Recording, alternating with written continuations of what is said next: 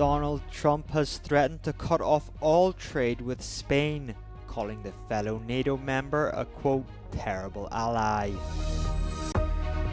France will facilitate the evacuation of its vulnerable nationals in the Middle East, the French Minister of Foreign Affairs said on Tuesday. The Russian central bank has filed a lawsuit against the European Union for the indefinite immobilization of its sovereign assets.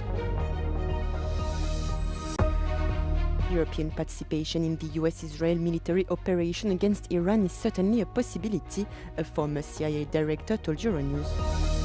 Right about that. We attacked first. Donald Trump says he wants to cut off all trade with Spain, calling the country a terrible ally.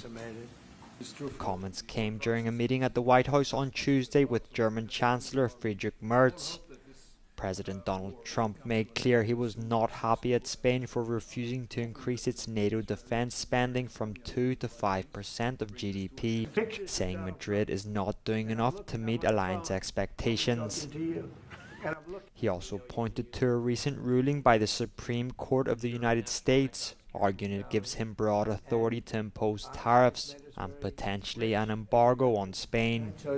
I could tomorrow stop, or today, even better, stop everything having to do with Spain. All business having to do with Spain have the right to stop it. The president further criticized Spanish Prime Minister Pedro Sanchez for refusing to allow US aircraft to use Spanish bases for potential strikes on Iran. Trump also defended US-Israeli military action on Iran, claiming the strikes had knocked out much of the country's naval and air capabilities. He insisted the United States acted preemptively and denied that Israel pressured him into launching the attack. The Greek Navy frigates Kimon and Psara have been sailing towards Cyprus since Monday evening as part of efforts to bolster the island's air defenses. In addition, 4 Greek F-16 fighter jets are already stationed at Paphos Airport. Greek Defense Minister Nikos Dendias and Chief of the Hellenic National Defense General Staff, Dimitris Houpi, are in Cyprus to evaluate the threat. These moves are part of the activation of the Greece-Cyprus Joint Defense Doctrine, confirming that Athens and Nicosia are operating with a common strategic plan in case of a threat. Concerns were raised on Tuesday morning in Akrotiri when an alarm was sounded for an imminent attack on the British base, but a few minutes later the message was retracted, with officials confirming it was a mistake. The Cypriot news agency reported that France is sending anti-missile and anti-drone systems and at least 1 frigate to the Mediterranean island. Meanwhile, Germany is reportedly considering similar action following a phone conversation between Chancellor Friedrich Merz and Cypriot President Christodoulides. Greek media reported that US-made Patriot missile defense system batteries are being transported to Karpathos to enhance defenses. Qatar issued a stern warning to Iran on Tuesday, saying it has crossed every red line and its attacks will not go without a response, as it also poses a, quote, grave danger to international economies. Speaking to reporters, Qatar's foreign ministry says Iran did not just target military facilities, but the entire Qatari territory, including its Doha airport and natural gas facilities. Qatar also shot down 2 Iranian fighter jets who entered its airspace on Monday. The red lines have already been crossed. The attack on our sovereignty, the blatant attack on our people, on the security and safety of our nation, it has already crossed every possible red line. And therefore we have taken all possible measures, and we reserve the right to retaliate. Dr. Majid Al-Ansari says there are currently no open lines of communication with Iran, and he made it clear that retaliation is firmly on the table. He also stressed that Qatar is completely prepared with enough air defense missiles to deal with any attack. Attacks like these will not go unanswered and cannot go unanswered. And when Iran struck Qatar the first time in the span of the 12-day war, we said very clearly at that time that this will merit retaliation from our side, and we reserve the right to retaliate. The only reason we did not retaliate at that time was because we prioritized regional security and the possibility of a ceasefire. But the fact that this is happening again right now, and that our sovereignty has been challenged in this way, means that this cannot go unanswered another time. Dr. Al-Ansari also says Iran's attack on Qatar's LNG facilities forced their temporary closure and pose a grave danger to international economies. Meanwhile, as Qatar's airspace remains closed, more than 8,000 transit passengers are currently stranded and are being hosted inside the country. Adil Halim, Euronews, Doha.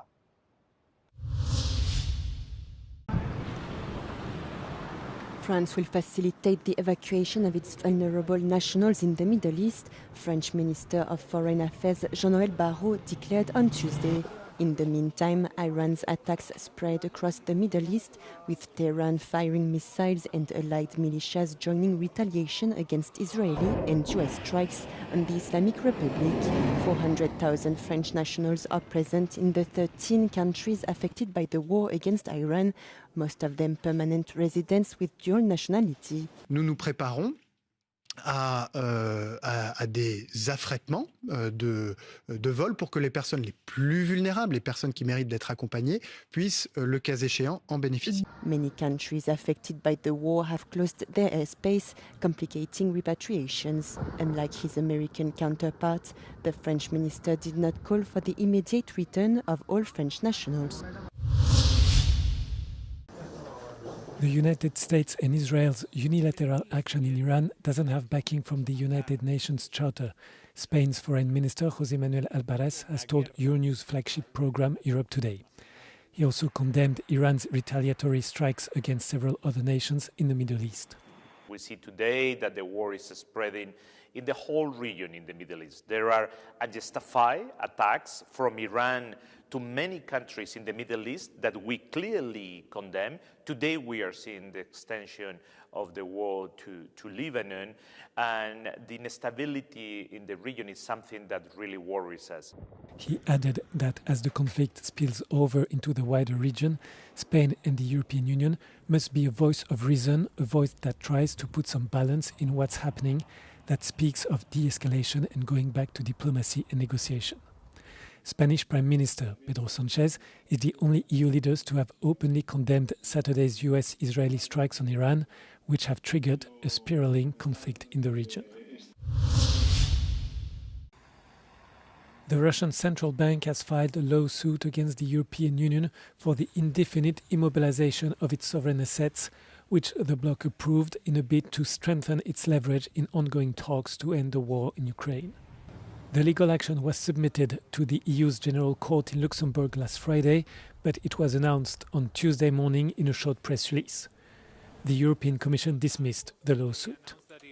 This claim comes in a context of a growing number of Russian legal challenges concerning our support measures for Ukraine, and therefore we are of course not surprised. As regards our position, we are fully confident about the legality of this regulation and its compatibility with EU law and international law. The assets are worth about 210 billion euros across the bloc. The majority, 185 billion euros, is held at Euroclear, a Brussels-based depository already sued by Moscow.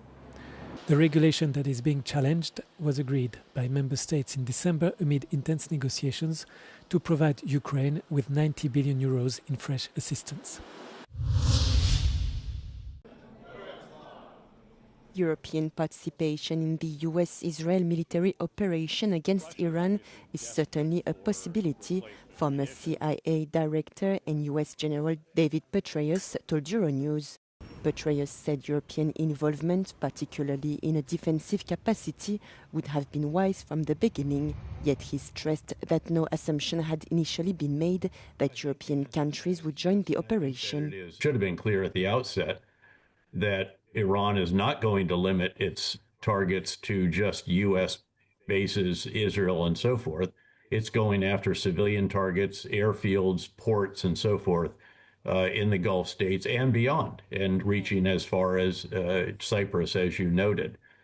So I think from a purely defensive standpoint, that would have been wise from the beginning. The US general suggested that European countries could play a meaningful role in strengthening air and missile defenses. Despite concerns that the conflict could spiral into a prolonged war, Petraeus ruled out the possibility of US ground forces being deployed in Iran.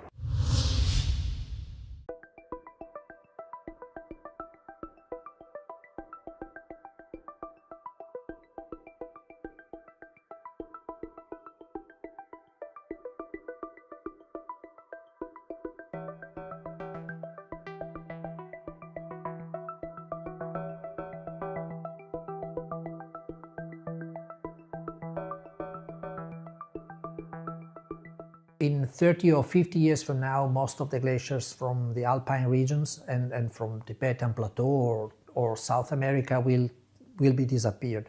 And so before that, we plan to retrieve the ice and store it in Antarctica for the future generation of scientists.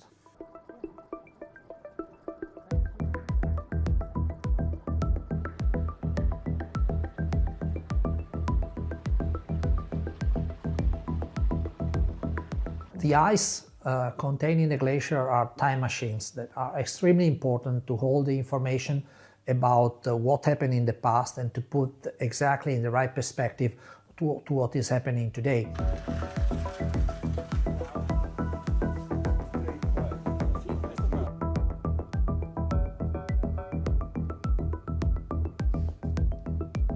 (3,200 meters of elevation, 12,000 kilometers from the coast, with an average temperature of minus 52 degrees. So the ideal place for the storage of such a kind of samples.